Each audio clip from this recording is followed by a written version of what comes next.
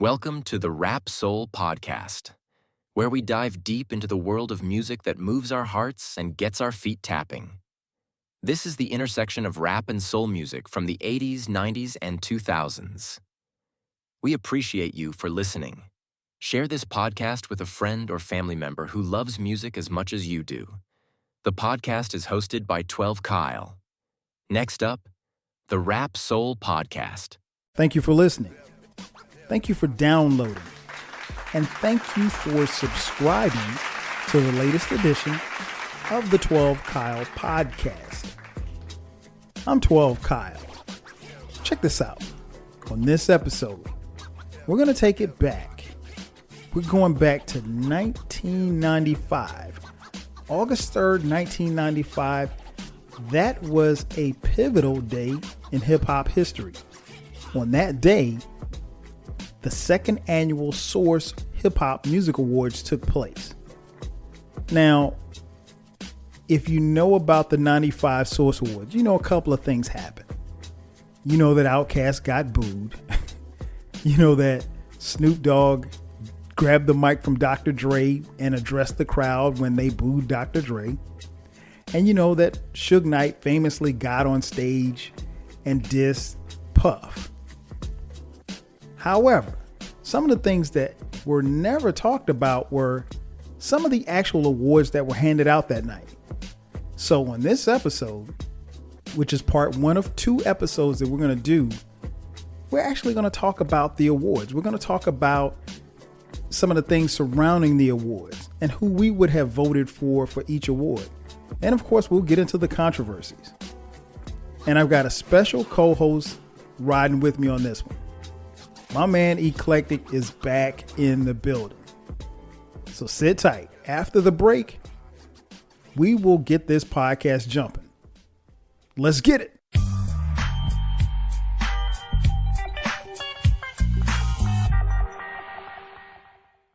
And just like that, we are back.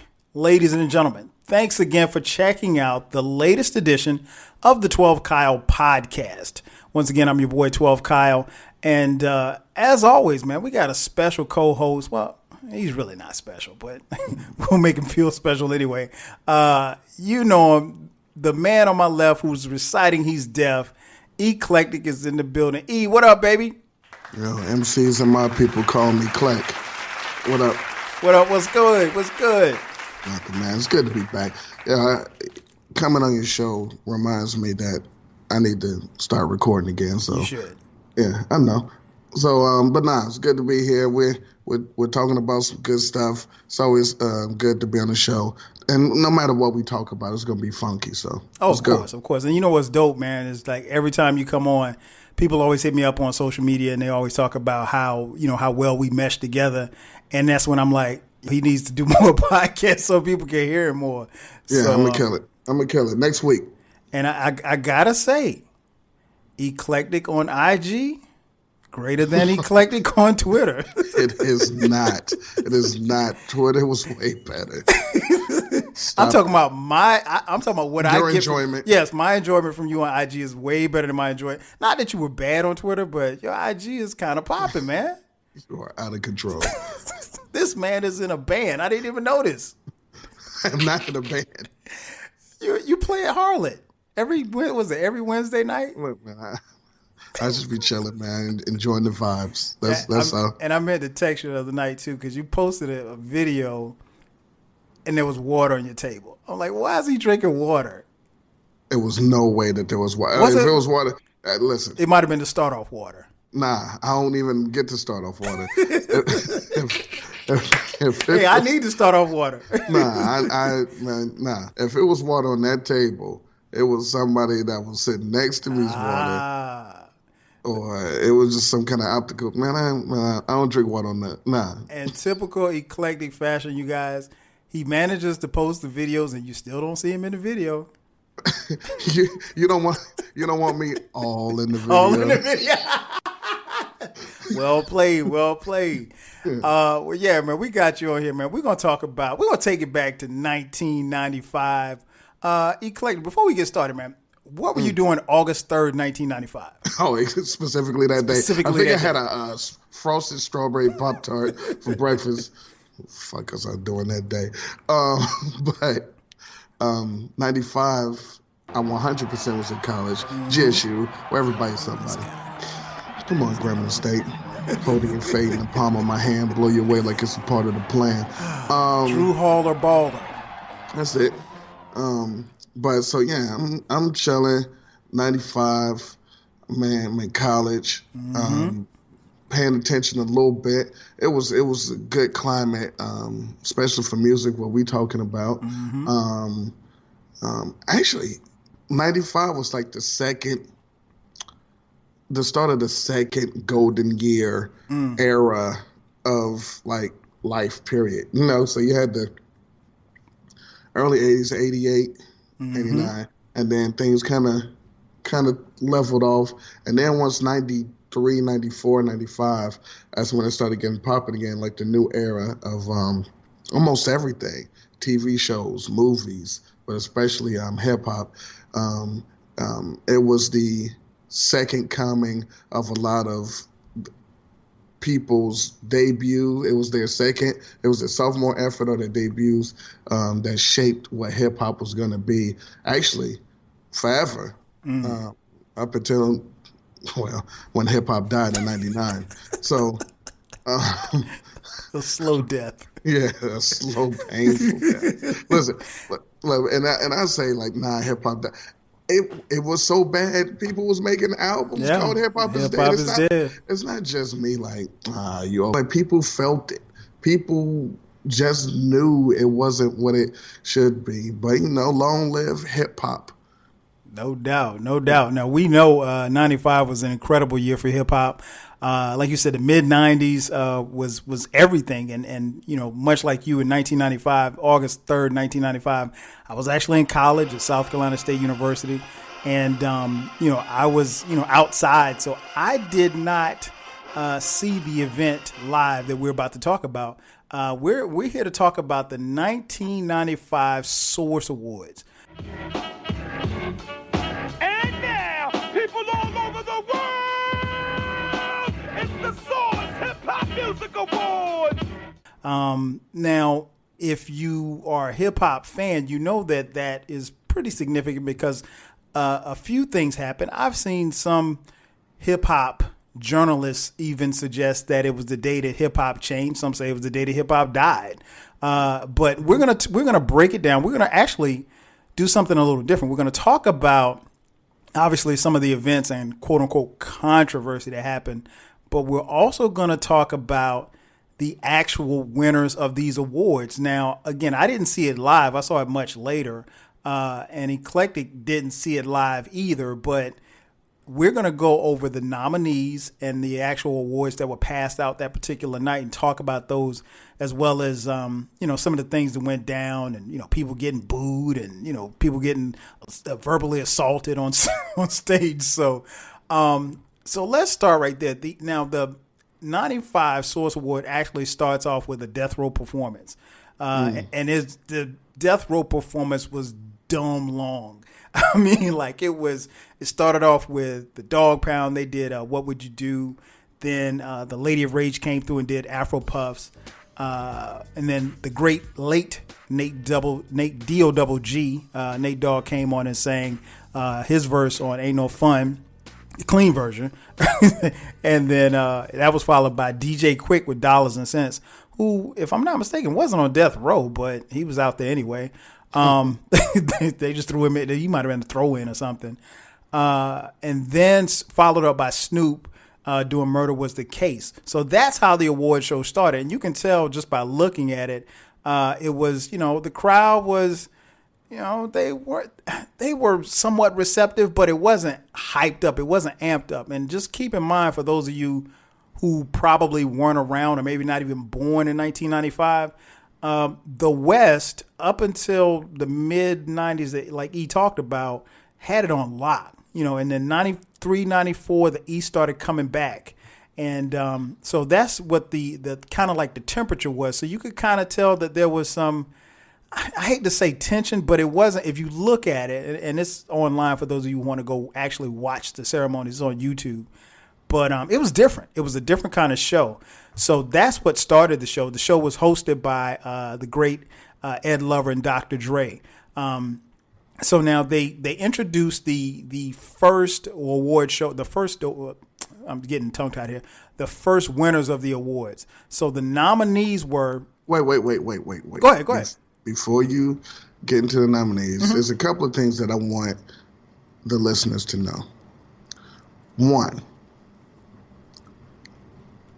anything that he's going to ask me, I have no idea. Right. He told me to do no prep for this show. None. I opened the mic, and so what you're about to hear, typically when we're on the show together, we'll do a little prep. If it's a list we got to do, obviously we're going to do some research. If it's about a year, obviously we're going to do some research. And then everything is organic. But this is 100% organic. I have no idea what we're going to do. And that is why I had to stop him, because I wanted to tell you what I thought about the opening performance, because he didn't ask me. Okay, my bad. Please tell us. I thought it was really, really cool. Okay. I liked they had sales set up, and each performer from Death Row or West Coast, because of Quick, came out of their cell, did their performance, then went back in the cell. And I thought that was crazy. I thought that the Dog Pound sucked at performing. I thought they weren't that seasoned. I thought Rage and Nate Dogg did the best. And I hate Snoop, so whatever. He's terrible. He's a terrible person. He's a terrible rapper. He's a terrible performer. He's a terrible everything.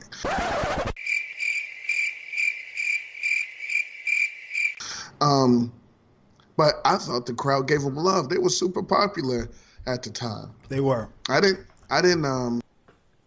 didn't detect any beef. People was rocking with it. Everybody liked it. Ain't no fun. And, no question. And stuff like that. It is funny that,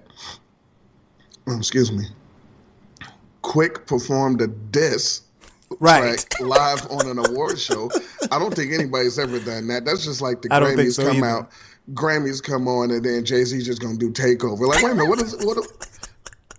Nas in the audience like, wait a minute, what are we doing here? Right. Who let you up there to do that? Yeah. So I thought that was funny. Also, that might have been the first and the last time we saw Sam Snead. It was. And hot take. Go ahead. Hot take alert. He's a way better rapper than Daz, Snoop, and probably Pac. Stop it. He was. Sam Snead was pretty good, though. I know he was. Lyrically, he was better than Daz and Snoop. No. And he was definitely, he could have been better than Pac. Daz and Snoop can't rap. Come on, man. Come on now. They can rap? Yes. You don't like them, but it's cool. Snoop doesn't even write his... All right, so anyway.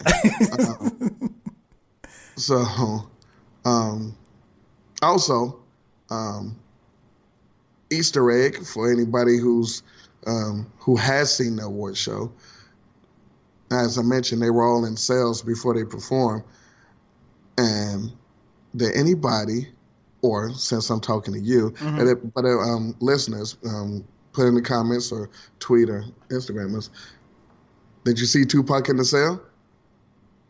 No, Tupac was in jail. Tupac was in jail, and Tupac didn't sign to Death Row in 1995. Suge bailed him out, and then that's when he went to Death Row. But in that performance on the 95 Source Awards, when they're in the cell, at the very last cell was a big life-size cutout of Tupac in his own cell. Wow. Didn't even catch that. Yeah, it's just a little bit of trivia for everybody. Okay. Tupac was at the 95 Source Awards. That was a hologram. At the Death Row performance, yeah. He's they did a cutout of him, and he's in his own cell at the end of the stage. See, that's why I have him on here. Not just because he's my man, but he knows stuff like, because I watched this and didn't even catch that. Wow. So yeah. So now you have the parameters. So no, he doesn't know what I'm going to ask him. So we're gonna get right into it. So after the performance, we have the the nominees for the new artist of the year. Now, keep in mind that this is from, I want to say from 94 to 95. I want to say it's from September 94 to, it's a year's time, but I think it's from September to the following. Yeah. So the year. It's so like March or something. Yeah. Exactly. So album, and I'm assuming that the albums had to be submitted, or the people for the nominees had to be submitted. So with that being said, the nominees for Best New Artist of the Year solo: the Notorious B.I.G., Heard of him. Method Man, Saw him before. Warren G., That's old boy with Nate Dogg. and The Brat.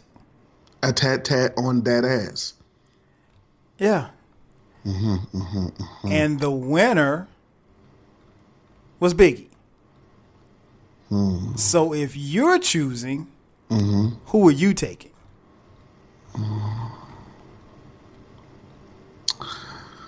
For that, I'm going to say Biggie. Okay. I will say Biggie because, but also, listeners, if you haven't seen this or don't know, this 1995 Source Awards is the second Source Awards. It's just the only one that was televised, or the first one that was televised. Right. And so I give it to Biggie because in 94, Wu-Tang won, and Meth got his props, and Biggie was a big thing in 94 and 95. So I give it to Biggie. I have no beef there. Yeah, I think it would have come down between Big and Meth, but I'd have to give it to Big too. I think he was just, at that particular time, he was on a roll. The album was out, and he had been pretty much everywhere, and I think, in a sense, even though Meth was the I hate to use the word star, but he was the star of Wu-Tang, he still had to share the shine to some degree in some people's eyes with the rest of the members of the clan. But but his solo album, which is an album that I like really a lot, it was I thought it was really, really dope. To Cal still is one of those banging albums from that particular year. But I would give Big the nod over Meth. And I don't think, over the landscape of things, I don't think people, really had much issue with Biggie winning. So that was the first award that was handed out. Up next was the Best New Artist of the Year group. Okay, so first they did the solo, then they did the group. Now, here are the nominees: Bone Thugs and Harmony, It's 99. Outkast, 1999. Hey, something playalistic. Ill and Al Scratch. The greatest first side A of a tape that came out when it came out. The first side of that tape is incredible. Side B, Stop it. Just stop it. From the fiery pits of hell, it's the rap level, years underground sub level with the devil. Come on. I'm Brothers want to surprised. know, can Al get busy? Of course not. I just want to know, can Ill get... He'll tell you now with the bang, boom, pow, don't sleep on the Jeep type creep whippy style. This guy. Come on. And last but not least, Smith & Wesson. Home of the original gut clappers. Yes. So those were the nominees for Best New Artist of the Year group. And the winner was Drum roll.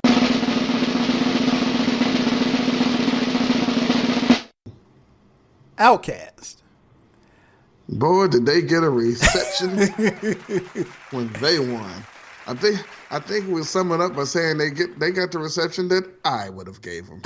So if you were there August 3rd, 1995, in the seats, would you have booed Outkast? Because Outkast was ceremoniously booed by damn near everybody in the arena. All right, hold up. And the winner is, ladies, help me out. Outkast. Goody Mob. In the house.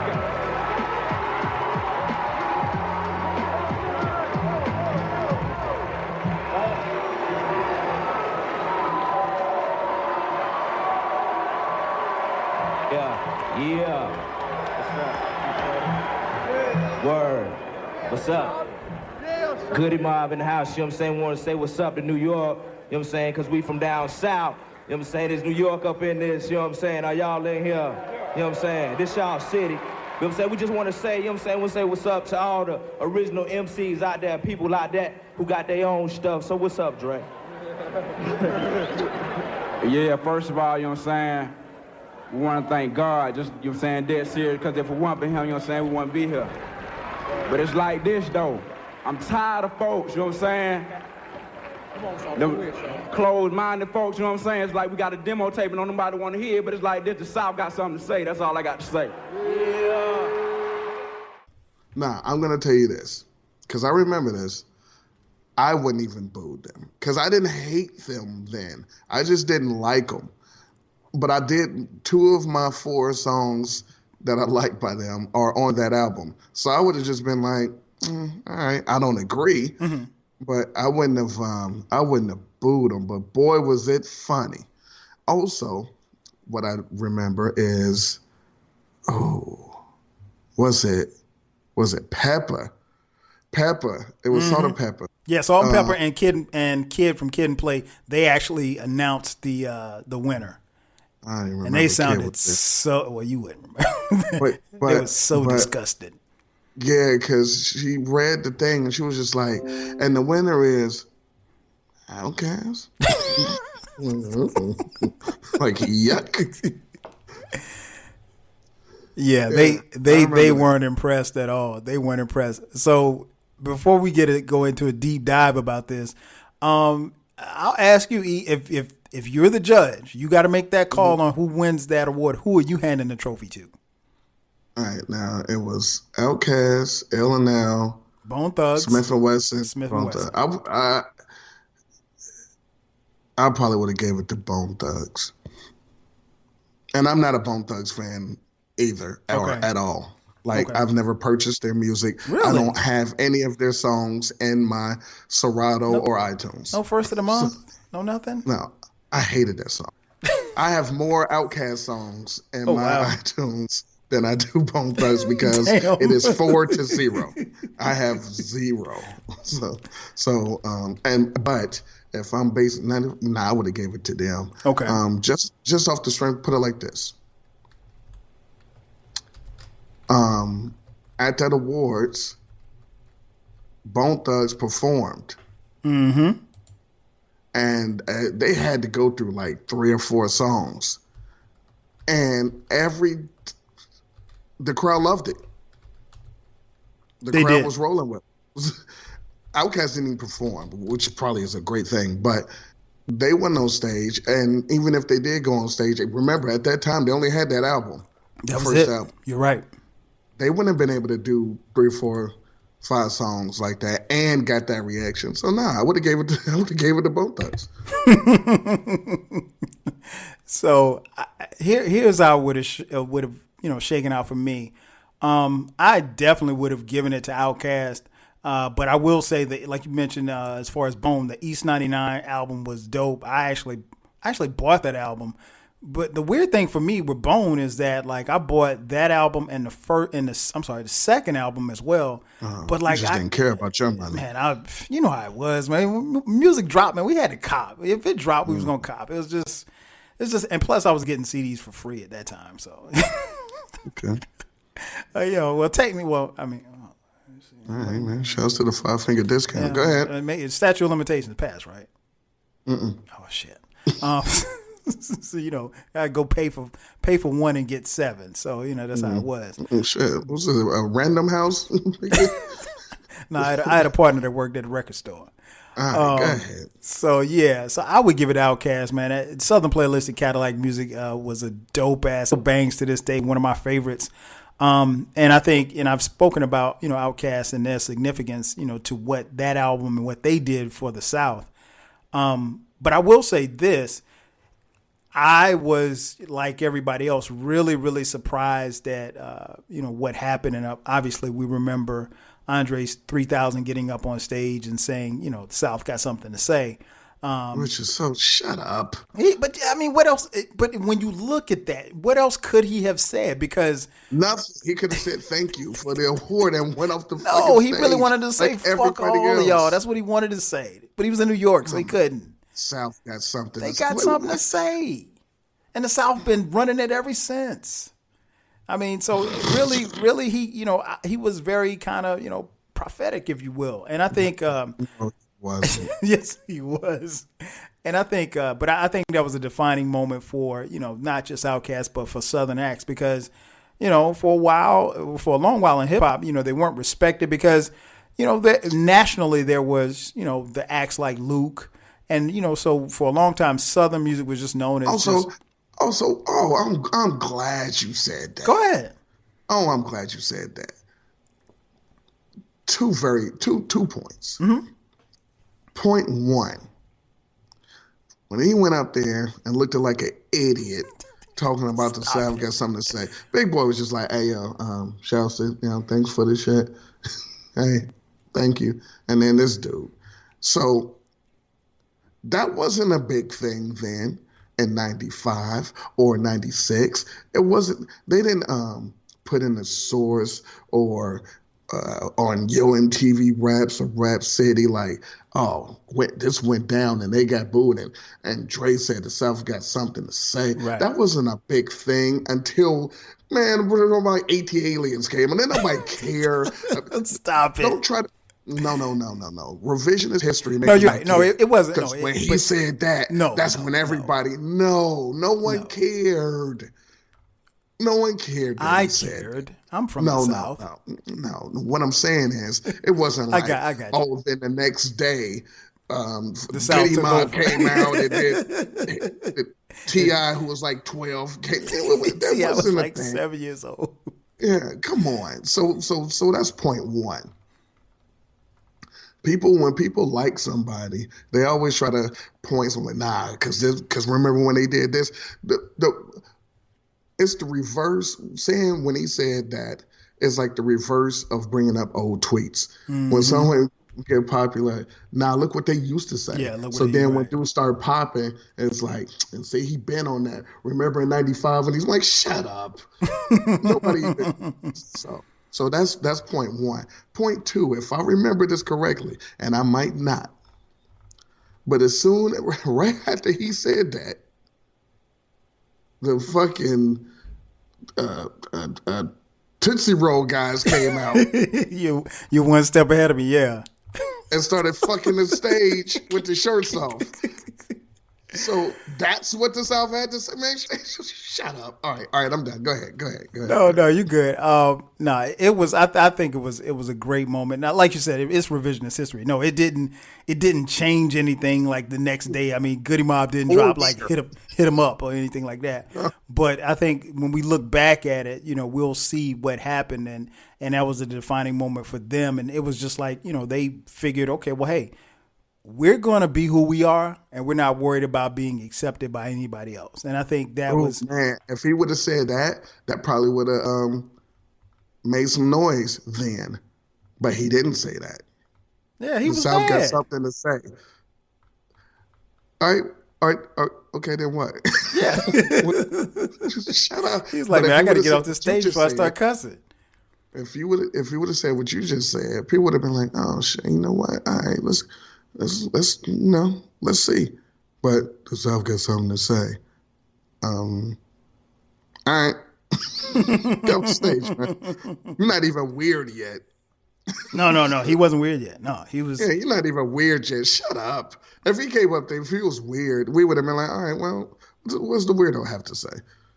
Right. But anyway, go ahead. So yeah, it was. So that happened, and then so again, that was something that, and like you said, what was weird about it was the fact that getting booed at an award show that rarely happens. I can't ever remember it happening really, but to get booed.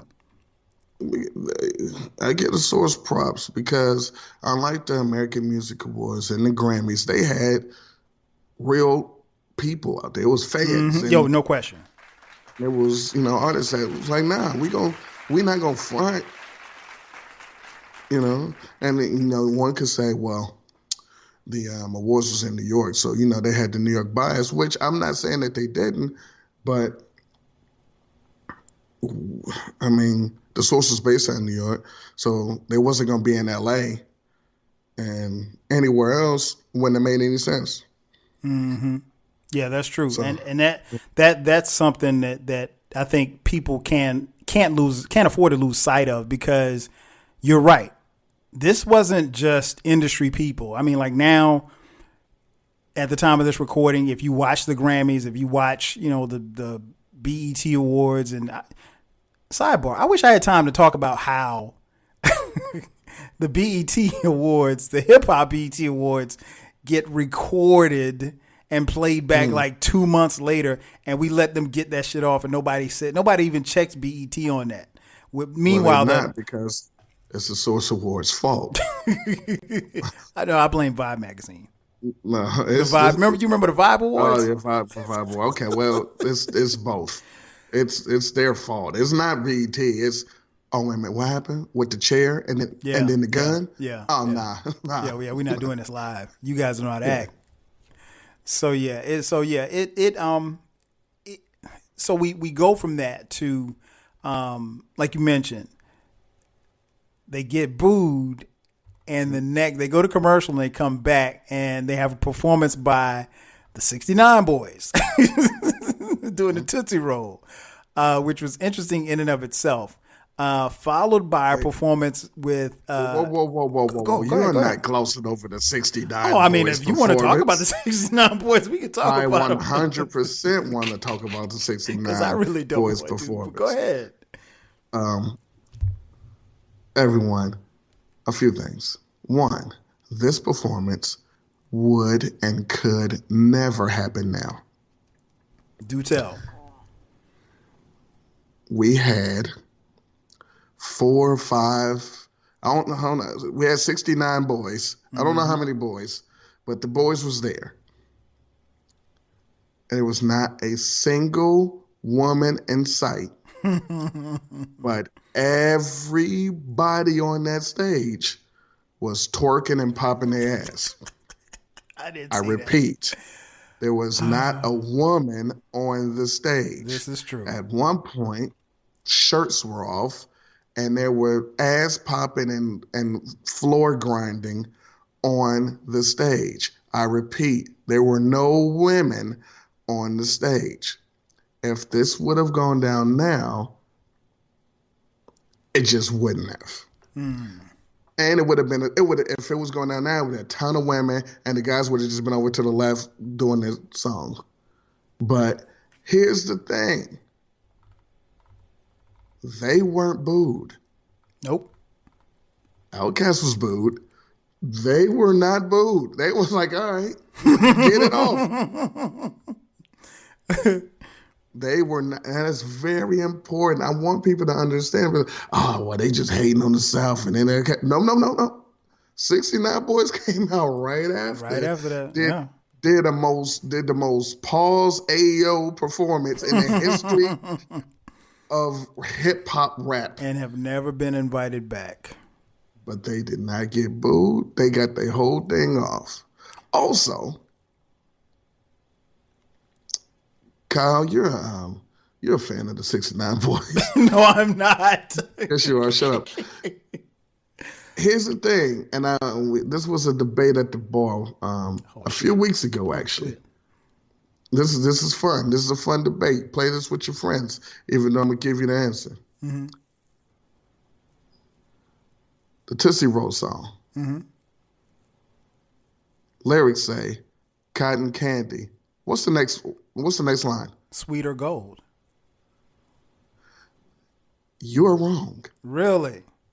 This is the thing. People will tell you sweet or gold. That's what you said? Yeah. They will also say sweet and low. Sweet and low? Mm-hmm. Ain't no sugar. They also say sweet as gold. Okay, that's plausible. But I'm telling you right now what they really say. What do they say? That no one agreed with me, and they said that was the least likely thing that they say, but I guarantee you it's what they say. It is Sweetie Go. Wow. Look at you with the hip hop trivia. Cotton Candy, Sweetie Go. Wow. Would you go to Genius to look that up? Nah, Genius is always wrong. Man, I like Genius. I hate Genius. Nah, man. Genius is wrong sometimes. You'll look up like Nas. He'll be like, nah, New York State on my spine. Like, nah, that's not what he say. Shut up. Nah. But anyway, but nah, if you go and look at lyrics, because that's what happened at the debate at the bar. Okay. Like 4 different lyric pages, 4 different answers. Wow. But anyway, go ahead. You didn't want to talk about how dope and baller the 69 because boys they were. weren't. And again, they weren't invited back to anybody's award show ever. Okay, what was their next single that was dope? I don't know. Exactly. That's why they weren't invited out. They had no song. I actually saw them in concert last year. I told you he was a 69. No. They were at the Freaknik concert. Of the 69 boys, guess who the 12th one is? He the 12th boy. You don't know that this was almost called the 12th boy podcast. They were at the Freaknik concert, and they were a throw in again, and they actually were pretty good. But this time they had female dancers, and they did no dancing because they're old and fat. So that's take it for what it's worth. The 12th boy didn't get up there. No, hell no. Hell no. So then we get back to at the Source Awards, we actually have a moment where, ironically, the Source magazine is going to hand out an award for an R&B artist, and so they are presenting the presenting the award for R&B Artist of the Year. The nominees are TLC. They creep on the down low. Mm-hmm. Shout out to Underboobs. Right. Brandy. Yuck. This man does not like Brandy. He's never said one positive thing anytime we ever mention Brandy. All right, I'm going to say something positive. Okay. It's dope that without a mirror, she could look at both her ears. I think that's dope. Robert Kelly. Hey. I mean, I hate y'all. No. You know what? You're right. Before you even said we talked about it on the R&B podcast. You know what? At that particular time, he deserved to be, nominated for that award, Robert Kelly, because this shit was fire. Shit was fire. And last but not least, Mary J. Blige. The queen of killing R&B. The queen of hip hop soul. So I'm not going to tell you guys who won just yet. You got to vote. Who are you handing the award to? Nah, that's when My Life came out. You got to give it to My Life. There you go. Now you're talking. Hey, listen. I know. I got to fuck with you. Yeah, I would give it Mary J. too. Again, R. Kelly was dope. TLC was killing it. I mean, I understand how TLC could have won. TLC would win the more accepted and European awards, which they did. Because My Life didn't win no Grammys or shit like that, did it? I don't think it did. Nah, that's a good question. You had to get the hood. Of course. Yeah, come on. Yeah, so I mean, TLC was dope. Brandy was popping. She was bubbling a little bit. Monica should have been up there. R. Kelly again he had hot shit back then. And but yeah, I'm giving it to Mary J. Blige, hands down. She's winning.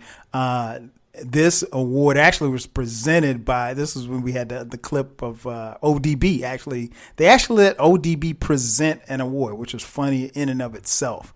But yeah, I'm giving it to Mary J. Blige, one of my favorite artists of all time. First, 4 albums? First 4 releases. Yes.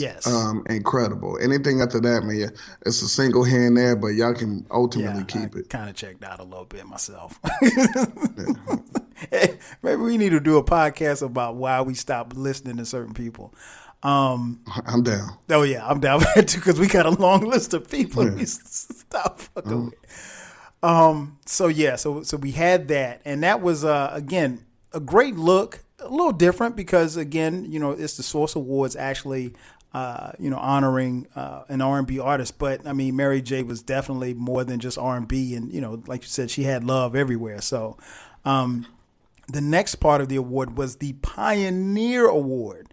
And 1995's Pioneer Award went to Run DMC. For you. Fresh. Yes, sir. Your thoughts on Run DMC, man? I mean, I know we could do a whole podcast on Run DMC, man. Just your thoughts on them getting the Pioneer Award. Of course, it was Run DMC, and of course Jam Master Jay were all there to accept the award. This is when Jam Master Jay was still here with us. Rest in peace. But your thoughts on Run DMC getting this award from the Source Awards? I think I don't remember who got it in '94, but Run DMC for everything, all encompassing everything that the greatest hip hop group of all time. And you had to do it. I mean, if it weren't for Run DMC, there would be no Source magazine or a Source Award second. It just wouldn't be. And nothing will change my mind about that. Rap and hip hop wouldn't be. It might not even be. They're the equivalent of Bird and Magic saving the NBA. I mean, there might have been some people rapping, but it wouldn't be where it is. It's impossible. Oh, no question. I agree 1,000%. I mean, Run DMC was, my introduction to rap, and hip hop, and they were the epitome of the ultimate hip hop group, B-boys.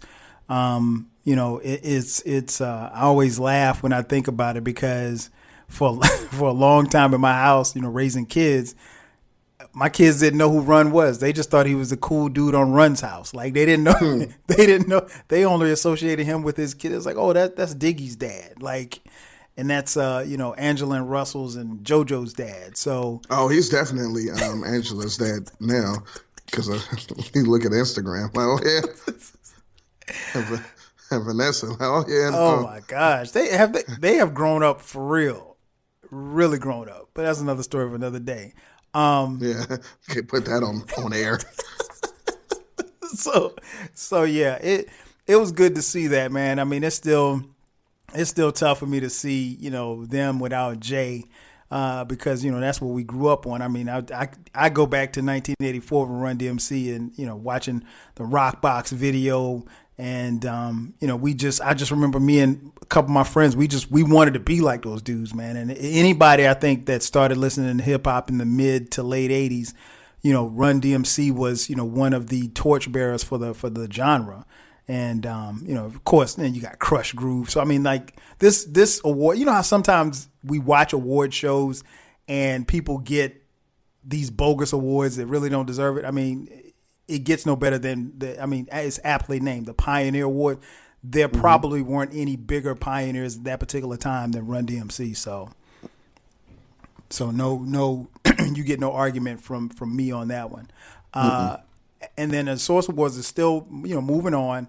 After the Pioneer Award, it comes time for the Lyricist of the Year Award. Hip hop. Yes, sir. Yes, sir. The nominees are Big Mike. My personal favorite Southern rapper. Wow. Didn't expect that. Redman. From Doc. Come on. The Notorious B.I.G. Frank White. Rolling. Nas. Q Borough's finest. Of course. Now, the trophy's in your hand. Thank you. Who are you going to give this to? I'm giving it to the best lyricist, Nasir Jones. I don't. It was the lyricist of the year, right? Yeah, lyricist of the year. Lyricist, not rapper of the year. Lyricist of the year. And again, remember the time. We're talking 94 to 95. Yeah, you say lyricist of the year. Right. Lyricist of the year. So that year, I'm giving it to the best lyricist, which is Nas. Same here. Same here. I'm giving it to Nas without a doubt. Unfortunately. However. Also how? Yeah, the winner was Notorious B.I.G. And Black and ugly as ever, however. He did it for Brooklyn. That's what he said. Yeah. Your thoughts on him winning over Nas? And Big Mike. Listen, people sleep. I mean, it was no bullshit. He is my favorite Southern rapper. But fucking Redman. Personally, I think Redman's a better lyricist than Big, but I mean, whatever. Wait, but is Redman better than Big Mike? Yes. Okay. Just had to ask. Yes. Well, thank you for asking. So, Big Mike is the second best Big in that list. Okay. So, all right. Is Big Mike the best, most lyrical ghetto boy? Yes. No, he's not. But go ahead. All right. So, that felt like a popularity / let me make them feel good award / Nas killed it last year at the Source Awards. So let's just, you know what I'm saying. But there's no planet, there's no alternate or mirror universe where Nas isn't the best lyricist out of that list that year. Preach. Yeah, so nah. That was a snub. What Big Pun say? It's so hard. Take off my drawers and jerk me like the Source Awards. I remember that line. That shit had me rolling when I first, because you don't get it at first, and then you're like, right. That's pretty good. Oh, that was a dope line. Yeah, I'm with you, man. I don't understand. Well, looking on it now, I understand how and why Big got the award. It's just he shouldn't have. He shouldn't have. And one thing that they did announce at the end of the broadcast was how the ballots were calculated, and they did use fan votes. Benzino. I mean, say no more. So it goes back to what you just said. It was a popularity contest. Nas is extremely popular, but he wasn't as popular as Biggie at that particular time. Well, that plus something very important, which could sway the votes. What's that? This is the 95 Source Awards. Mm-hmm. Biggie's album came out. Nas didn't have it was written till 96. This is true. So Nas was in so between. So he didn't have an album, even though, boy, he was blazing every feature and every mixtape. Every clue. Man. On G. Everybody. Yeah. SNS, Green Lantern, Tony Toka.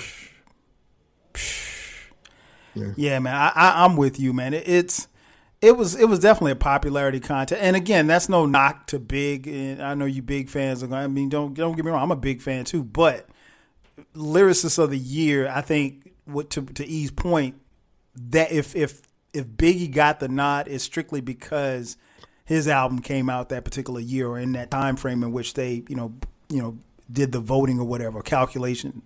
But if we're going to talk lyricists, if we just going lyricists,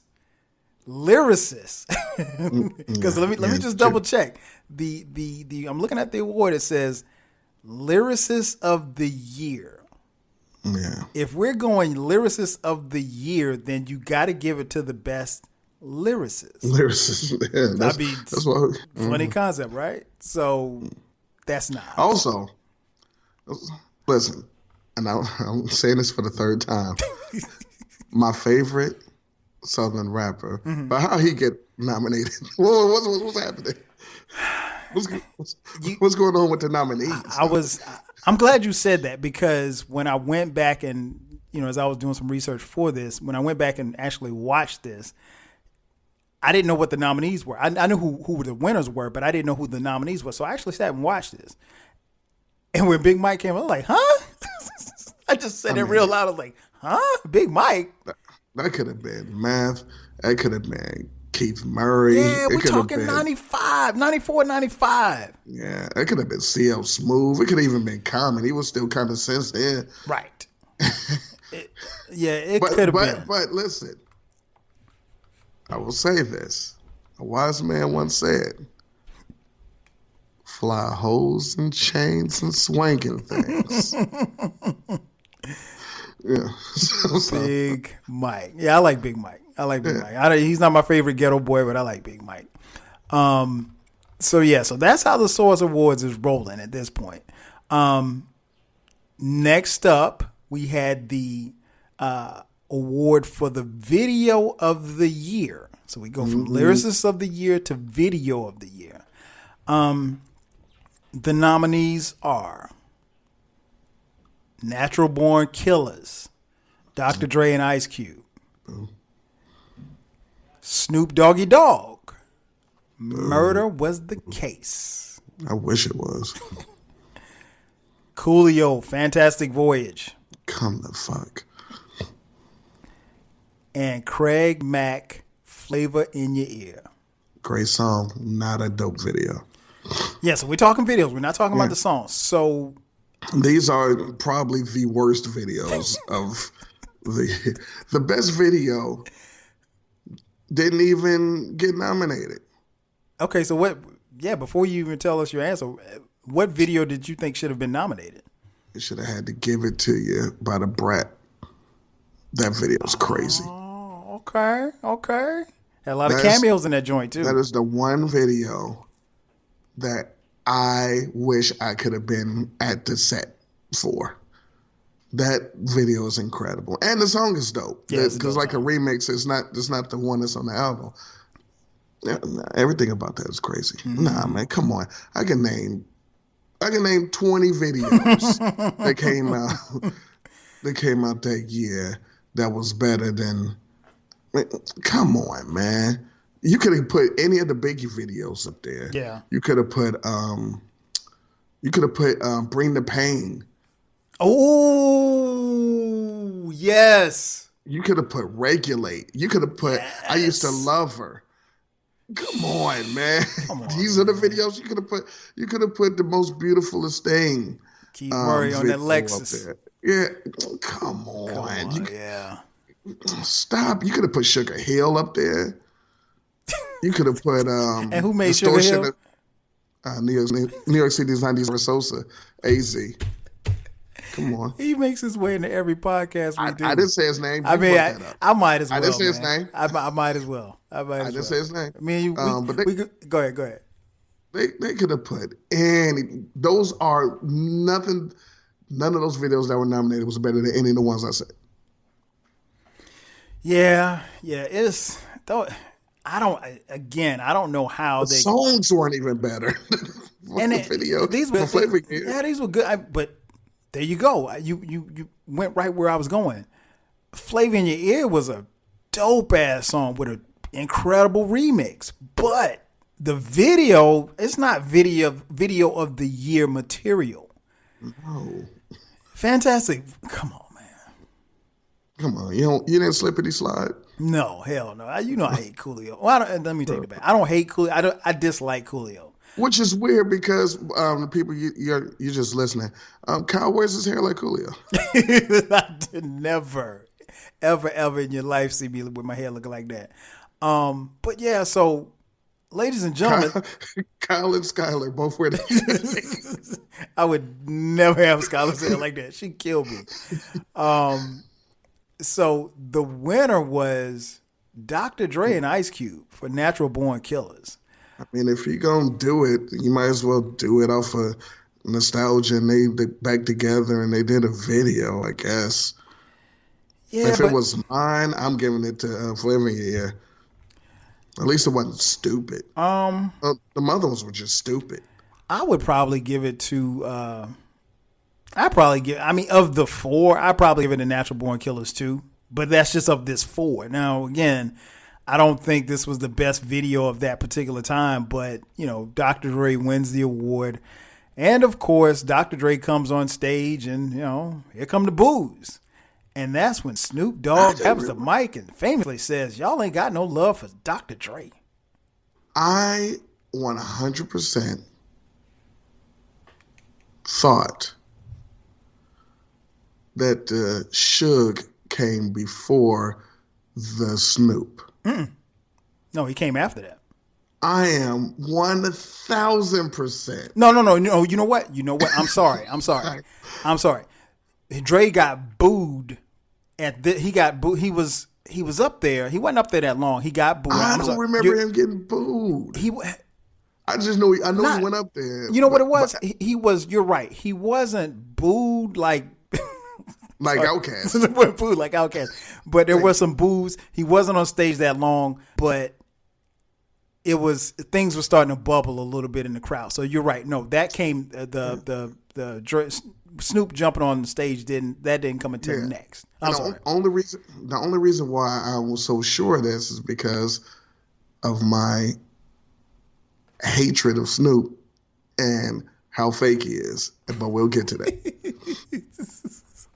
Okay, so you're right. So Dre wins Video of the Year.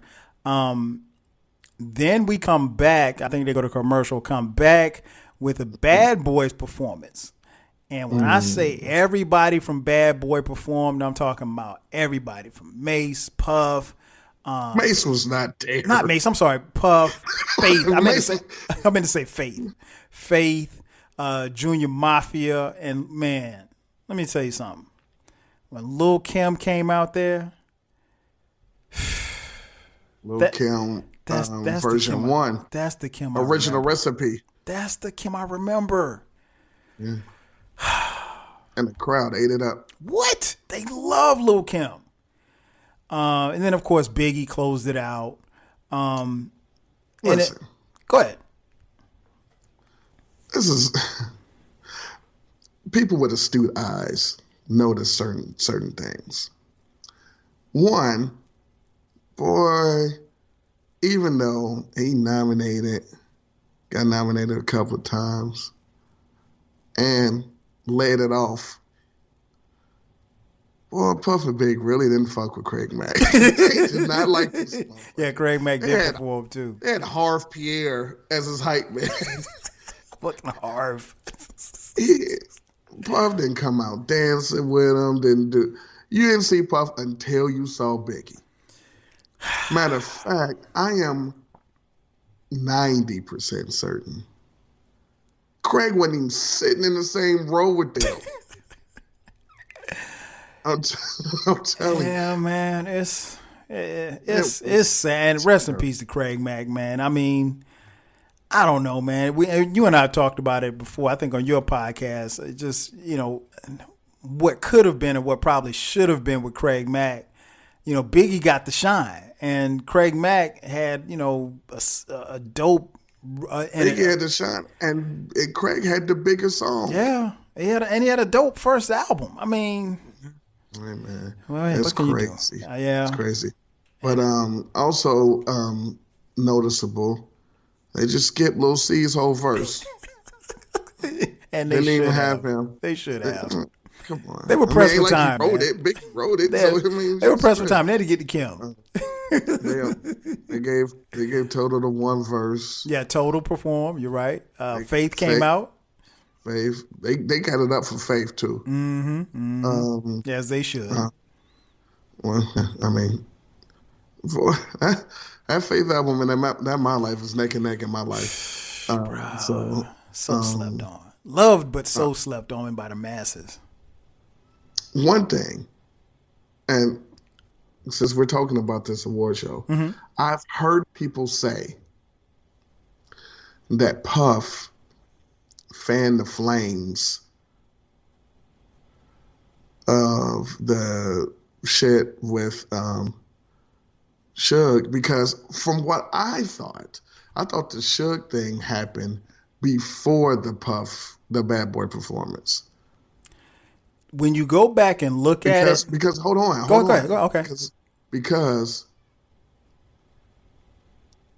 Suge went up there for what? Was it the movie? Which was up next. So I could have sworn it happened before the Bad Boy thing. Because, and this is the only reason why I say that, is because people said that Puff, the intro, fanned the flames, but he didn't do nothing. He just said, I'm going to live in these, I'm going to die in these. Well, you know what? It was that, and I think like when Biggie accepted his award, and I think when somebody else came up there, it was just it was almost like every time somebody came up and accepted an award, they told you where they were from. East Coast in the house, West Coast in the, like it was that every single time. So it was just like, well, one, they didn't do really East Coast and now they'd say the borough, right? But that's what New York do everywhere, Right. like at Chipotle. So like BX all day. I'm like, all right, man. Brooklyn's in the house, uptown. I just wanted a burrito bowl, man. Right. So it's cool. But the other thing is, they said that Suge brought like 400 or 500 people with him. Yeah. He got them tickets, so they was all in the crowd. Yep. And they said that Wu-Tang brought like 1,000 people. They did. And They brought all of Shaolin. Yeah, you know what I'm saying? So I'm guessing, when they're going up stage, they shouting out fake people like, yeah, we here, you know what I'm saying? I personally don't think it was a fuck New York or fuck LA thing. I think it was just, hey, it's like when you go graduate, you go look in the crowd for your people and give them the fist pump and everything. You ain't saying fuck all your other classmates. You just like, hey, we here. I see you. You see us. I'm up here on the stage. Can you believe we up here on the stage? Can you believe we won? We won. I brought all y'all over here on the plane. I brought all y'all down here on the train. I hang out with y'all every day on the block. We won. We here. And I honestly don't think none of the stuff was a thing until fat fuck Kool-Aid face Suge went up there and did that. I honestly don't believe anything was anything before that. Yeah, you make a great point. I think it was, other than them shouting out which coast they were from, it wasn't, because when I went back and watched it, I was actually looking for that to see if there was something brewing or anything like it. It really wasn't. Not on that level like how you might think, because the only people that got booed was Outkast. Yeah. And like I said, there was some boos when Dre came up, but he didn't get booed like that. And like you said, it was different because Cass went up there and they got booed, and then 5 minutes later, 69 Boys on stage, and they got cheered. So it wasn't like we were just gonna boo everybody from the South or whatever the case may be. And I don't even think that Outkast got booed because they didn't like them. I think they got booed because they didn't agree with them winning in that category. Exactly. It wasn't like, nah, forget them. Because honestly, I'm gonna tell you this: I don't think most people even heard them. That was there in that crowd. No, I'm willing to bet they didn't. But they beat Smith and Wesson. And they're like, wait a minute, boo, nah. You know what I'm saying? Mm-hmm. So exactly. And that might have been why old girl read the envelope like, what? Like, these niggas, I don't even know what they make. And so again, I think it's revisionist history, and is misunderstood. It's like, nah, see, they ain't focused. The South got something to say. Like, okay, great. We just didn't think you should have won this award. Just like how Biggie shouldn't have beat Nas and the Lyricists. It's not personal. No, that's what they should have booed for. I remember hearing a rumble. Yeah, so I'm with you on that. I am totally with you on that. It. I think we have to give it context, and I think that's what you're presenting is that it's when you watch, and I encourage all of you listening to, when you finish this podcast, you get some time, go. They have the full show on YouTube. You can go back and watch it. It wasn't. I don't think it was as contentious as people made it out to be, up until Suge got up there and said what he said. So we have that. We have the Bad Boy performance, and then the aforementioned award for the best motion picture soundtrack of the year. Now those nominees were, let's see who those nominees were. Jason's Lyric, which I'm trying to think of, do I even remember a song on that soundtrack? And for those of you listening, keep this in mind. Movie soundtracks were huge back at this particular time. I don't know if people still do movie soundtracks, but they were dope back then. Murder was soundtrack had the what's the name? You'll Know. Oh, okay. That's your boy Tevin Campbell, right? No. Well, I mean, it was, but I mean, no. But I don't think it had shit else on there. It had nah. Okay. Oh, what's the name? Remember KC made If You Think You Remade? Yeah, from Bobby Womack. Okay, gotcha. Yeah, but that wasn't a dope soundtrack. Well, it didn't win. So. No, it didn't win. Murder Was the Case. Ooh. Poetic Justice. And Above the Rim. That's the one. Yeah. So if that's who you voting for, Above the Rim? Yeah, come on, that's the one. Yeah, I mean, come on. Anything with Wu-Tang and SWV. That soundtrack was dope. That soundtrack also produced one of my favorite Tupac song, Pain, which ironically was on... What a weirdo. Yeah, not really.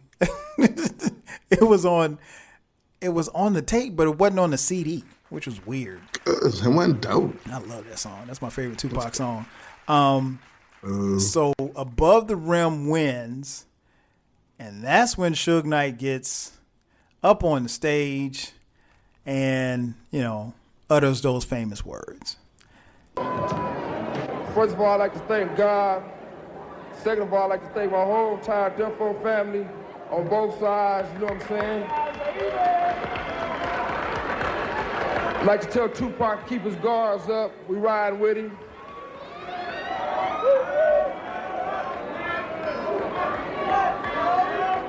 And one other thing I'd like to say, any artists out there want to be an artist and want to stay a star and don't want to have to worry about the executive producer trying to be all in the videos, all on the record, dancing, come to Death Row.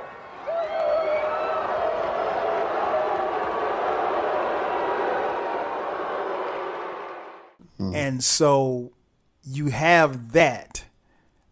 So what was your thought when you heard Suge say those words? Oh shit. that was pretty much like, damn. I'm like, well,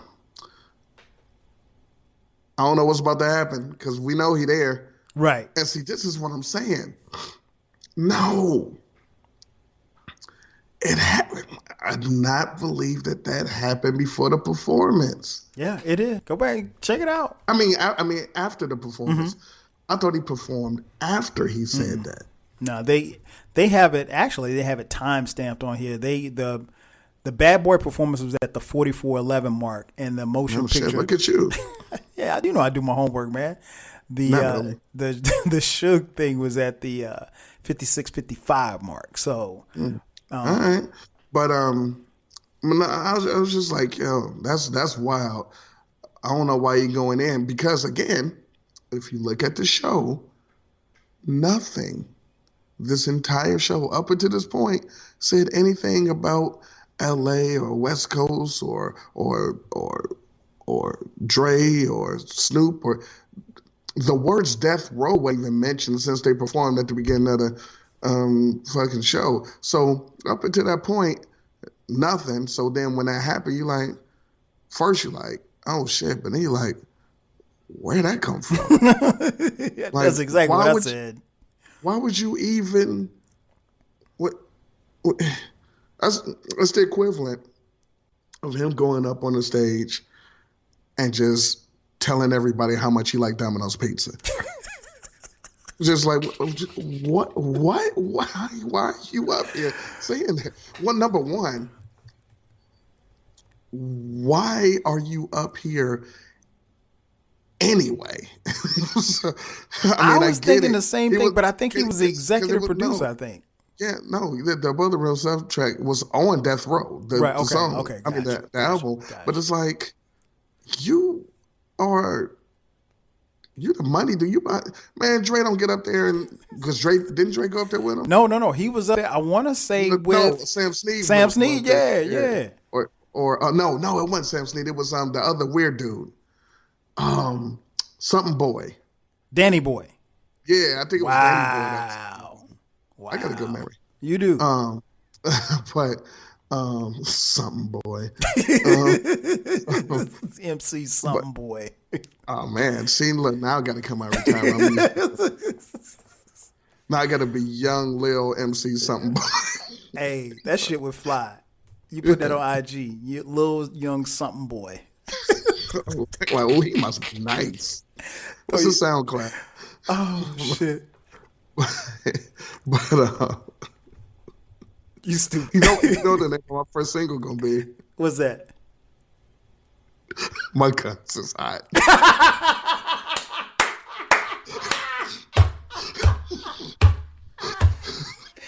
My guns is hot. Your guns are cold.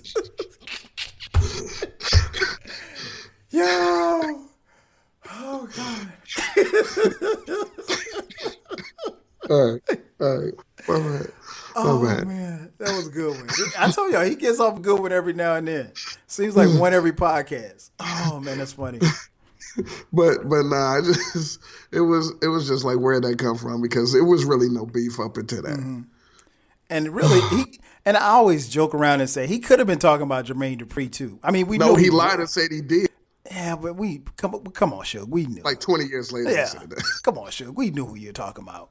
All in the videos, dancing. You know, I thought just like you, when I saw it, I was like, oh shit, like why did you do that? Like it was. When you look at it and you think about it just in the context of in which you're looking at it, you don't see that coming. And like it really came out of left field. And, Suge literally drew a line in the sand basically. And we'll talk about this a little later, but the whole East Coast, West Coast thing, as far as like where it went and why it was what it was, particularly for those of you who weren't around or, were too lame to come outside. But yeah, it was. This is why it's all bullshit. This is why it's all bullshit. Mm-hmm. Because not only, or firstly, it came out of nowhere.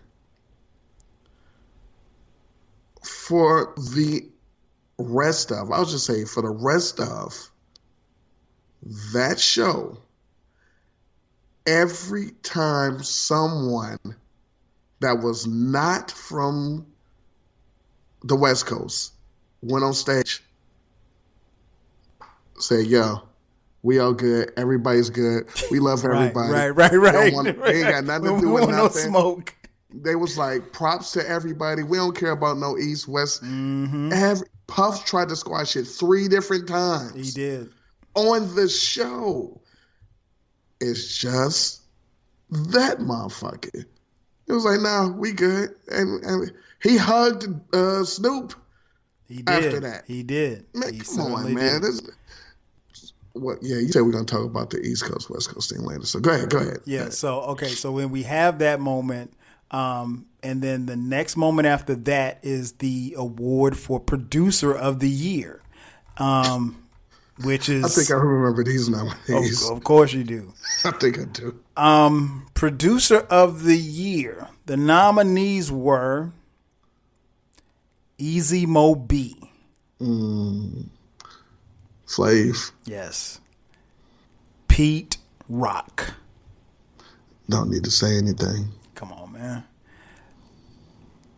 Dr. Dre. I mean, whatever. DJ Premier. You don't need to say nothing. So, Momelo, my man, who are you giving that award to? Well, I can understand everyone winning that award except for Dr. Dre. If you want to give it to Easy Mo Boy, you might be like, you know what? That might be Song of the Year, so let's give it to him. If you want to give it to Primo or Pete Rock, you be like, look, you nominated Biggie for everything. Really did. Like, He cleaned up. yeah, but all these albums that's getting nominated, like, where them beats come from? We did them. Right. So Dre's the only one up there. Is like, oh, so Natural Born Killers and Murder Was the Case? Really? Man, shut up. Nah. So if it was me, I'm probably giving it to Pete Rock.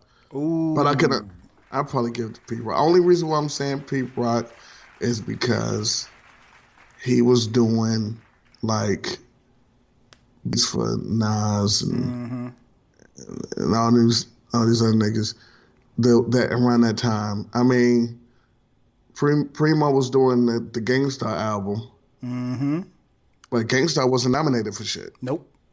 So that's why I would take him. My only reason, and I could understand Easy Mo B, but not Dre. But hey, man, popularity, you got to give it. Yeah. So this is a thing, and this is why, in my opinion, clearly, for the winners, it was not an East Coast bias. Because there's no way, if there's an East Coast bias, that Primo Pete Rock went and got an award.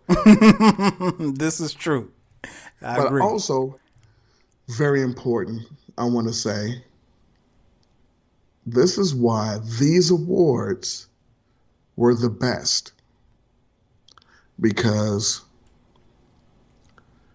no other awards were you going to get a Pete Rock or a Primo nominated for shit. This is true. You're right. Because they'll Not never, the BT Hip Hop Awards. Never. No. Never. You're never going to get a Smith and Wesson nominated for shit. Never.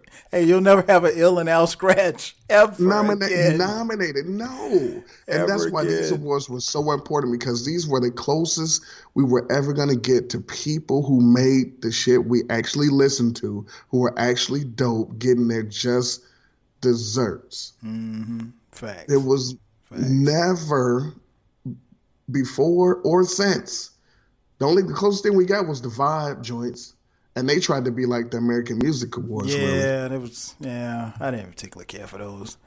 And it was another one, but these were the only awards where you're gonna get. Man, it's crazy. It's a shame what happened. You're right. You are absolutely right. Matter of fact, what award show you gave out a soundtrack award? None. Exactly. I mean, like, you won't even get a soundtrack award on Soul Train. Right. Soul Train Music Awards. They had the soundtrack award, man. Come on, these awards were incredible. Yeah, you and I just would have we would have handed out different awards to different people, but I had no problem with the categories because think about it like this: when you even like if for those of you who I don't watch the Grammys, but for those of you who watch the Grammys, the categories and the people in the categories don't make any sense, especially when it comes to hip hop and R&B. I mean, I don't even get me started on R&B, but rapping bullshit. I know, right? So before I give you my answer me this, and I hate to put you on the spot, but I know you probably know this. I can't think of it off the top of my head. I don't know it. J. Rule's album, The Sun Rises in the East. What year did that come out? You know? Ja Rule the Damager, Sun Rises in the East. Was it 94? I can look it up real quick. I don't think so. I think that one 90. That one 93. Sunrises in the East. I want to say, no, it might have been 94. It might have been the end of 93, early 94. I'm gonna go early 90. No, it was 94. Okay. I know it was 94 because it was after Enter the Stage by Black Moon. You're right. That was 93. You're right. So yeah. May of 94. May of 94. Good call. See, I told you I could put him on the spot. He still knew it. I couldn't think of it. I couldn't remember if it was 93 or 94. That album was produced by DJ Premier. Just my own personal bias, I would give that award to Premier based off of that. I mean, don't get me wrong. Like you said, he had the Gangstar stuff. He was also producing for Nas, other acts as well. I have to believe that this didn't make the cut for the awards. Probably. I'm willing to bet that it didn't because there's no way Come Clean wouldn't have been up. Because Come Clean came out in 93, so they got an award the year before. Okay. You're right. And I think Ja Rule got something. At least got nominated the year before. So I think it missed the cut. Okay. So that would explain it because I couldn't see giving Dre, and don't get me wrong, I thought Dre was, incredible back then and still is to this day. But at that, we're talking about context, so we have to talk about that particular time span. To me, it's between Primo and Pete Rock. And, Pete Rock, like you said, he did Nas. He also did, at this particular time, Pete Rock and CL Smooth were still making albums. So, yeah, I'm going Primo. Fucking Dre won Producer of the Year 94. Social Award. Okay. Man, get out of here, man. Yeah, so if that's the case, no, I'm not giving it to Dre. It's got to go to Premier. And again, no bullshit though. What's that? I forget the nominees because I don't be knowing shit. But you know who won Lyricist of the Year in 94? Who? Snoop Dogg. I would have to see who he was up against for lyrics. Again, Lyricist. I'm guaranteeing you, since Illmatic came out, who he was up against. Nah, man. Yes. Illmatic came out that year. Nah, I know. Maybe I'm assuming they didn't submit it. Because there's no way. The entire Wu-Tang album came out, but Snoop won. Oh my gosh, that's crazy. Lyricist of the Year. He's incredible. He's my favorite. Hey, so what happened when Snoop went up? I mean, when Dre went up to get his award? So Dre goes up to get his award. He goes to think that there's some scattered boos in the area. Because Dre just beat Primo and Pete Rock. Yeah, and this is being held in New York City. So you can understand. Now, this is where there should have been some boos if there were going to be any boos. Because, again, I can make a case for Pete Rock. I can make a case for Premier. Mm-hmm. You make a good point. A lot of Easy Mo B's stuff was the Bad Boy sound. And if Bad Boy's winning all of these awards, by theory, Easy Mo B should at least be in the conversation. And maybe that's why he was nominated. Yep. But no. And that's no knock on Dre. But nah. Dre not win. You could put Dre in second place. You could put him in third place. No, Dre's not winning this award. I'm sorry. Mm-hmm. And it didn't look good. So Dre wins the award, goes up to accept, and Snoop Dogg takes the mic from him.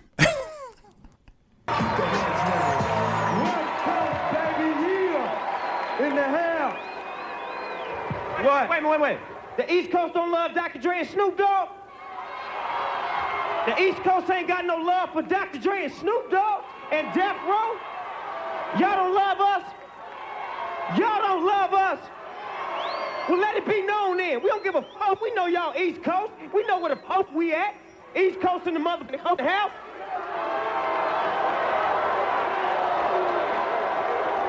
Yeah. Check this out. Check it out. We trying to make music for everybody to enjoy, you know what I'm saying? I gotta give a shout out to my homie Big Suge for paving the way so I can make my music. Shout out to everybody at Death Row once again, and we out.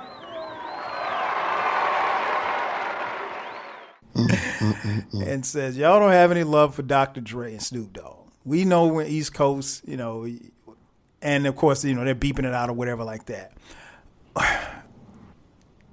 Putting your dislike for Snoop Dogg aside, just for a second, what did you make of that moment?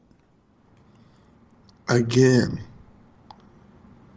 where did that come from? This was my point. When Snoop was on stage before that to get an award for something. Mm-hmm. And he was fine. Thank you, whatever. Because Suge went up there and did that shit, in my brain, Suge either went back and put the battery in everybody's back like, nah, fuck that. This is what we doing. Or weak-minded Snoop was like, yo, nah, I'm riding with my people. And nah, fuck that. I'm gonna be hard now because somebody got my back because I weigh 7 pounds.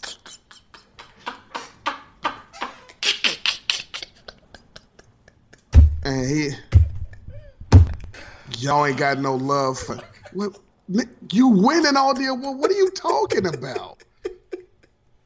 You did a whole fucking performance to start the show. But they ain't got no love for him. Yeah, but you should have said something then if you would have felt that. Shut up. You fuck. So that annoyed the hell out of me. I'm like, man, so now all of a sudden, let it be known and we know where we at. Yeah, everybody, yeah. Ain't nobody's saying nothing to you. But the more you acting like an idiot, now we got to boo and like, get the fuck off the stage. Right. If he would have just went up there and said, hey, yo, thank you, the DPG. West Side. Or LBC, yeah. Okay. That's it. All right. Nobody cares. Nobody cares. Right. And Drake was up there, hey, I want to thank you. I mean, he straight took the mic out of his hand. Hold up, Drake. Man. Oh, man. Yeah. It was gasoline on the fire at that point. Now, I will agree with you. Now, I love Snoop. You don't like Snoop. I will say this much. You're right. He was either emboldened by, what Suge said and, it just kind of put the battery in the back. But, it goes back to what you said earlier. They weren't booing. And of course, we can't scan the crowd and ask people why they're booing, but they probably weren't booing because Dre was whack. We know he's not whack. He was one of the greatest producers of all time. So even at that particular time, he was still legit. So no, they weren't booing for that, but I wanted to put that in context. And one of the reasons why we're doing this podcast, particularly for those who weren't around at that particular time, I want you to understand that category, was a tough one That might have. And he just won it the year before. Because please And understand. I'm glad you said that because I didn't know. That makes it even worse. It's about to make more sense to you though, because understand, he won it, and this is why I don't like none of this shit. He won it. He also won Artist of the Year because remember he had album The Chronic. That was 94. Wow. So listen, he won for The Chronic. He won Producer of the Year because of The Chronic. He won Artist of the Year, something to fuck Hal, because he's not an artist. Snoop won New Artist of the Year and Lyricist of the Year. And come on. And so now all of a sudden they got no love for him. Oh my God, man. Shut the fuck up. Oh, man. Phony, non-writing fuck. Tell him how you feel, E. But yeah, I think that just, like I said, it was gasoline on the fire at that point. I think what's interesting is if you ever get a chance to hear other artists, maybe artists who weren't even being nominated or performing that particular night, but were there, hearing them talk about it. Like I remember hearing Questlove from The Roots talk about it because The Roots were there. And let's say you don't have a dog in the fight, like somebody like The Roots, but you're just there. They talk about, the tension and everything, and it was just, like you said, it was weird because Suge brought a whole bunch of people. Wu brought a bunch of people. Mobb Deep had, it was, everybody had their clique and groups of people or whatever like that. And again, they're all in this arena. But here's the thing, it's very important. Mm-hmm. Everybody had their group and their cliques to celebrate with them. Yes. It wasn't, it might go down. Exactly. Let me bring my people. Exactly. No. It was there. They were there for the celebration. You weren't there for the beef. You were there for because up until that point, it really wasn't a lot of beef, to be honest. Nah, it wasn't until Sticky Fingers shut the ceiling during Throw Your Guns in the Air live on stage. People was like, yeah, no. Right. So I tell you what, that is a great place for us to end this part. We'll come back with part 2. So I want you to keep listening, of course. So that's going to do it for us. But again, we will be back with part 2. So for my man Eclectik, I'm your boy 12 Kyle. We'll catch you guys on the next one. 5 G's. Rah. Cheer.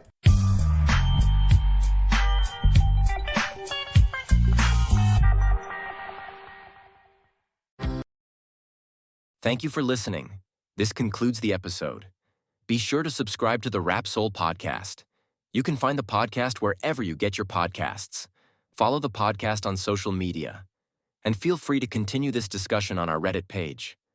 More importantly, share this podcast with a friend or family member who loves music as much as you do.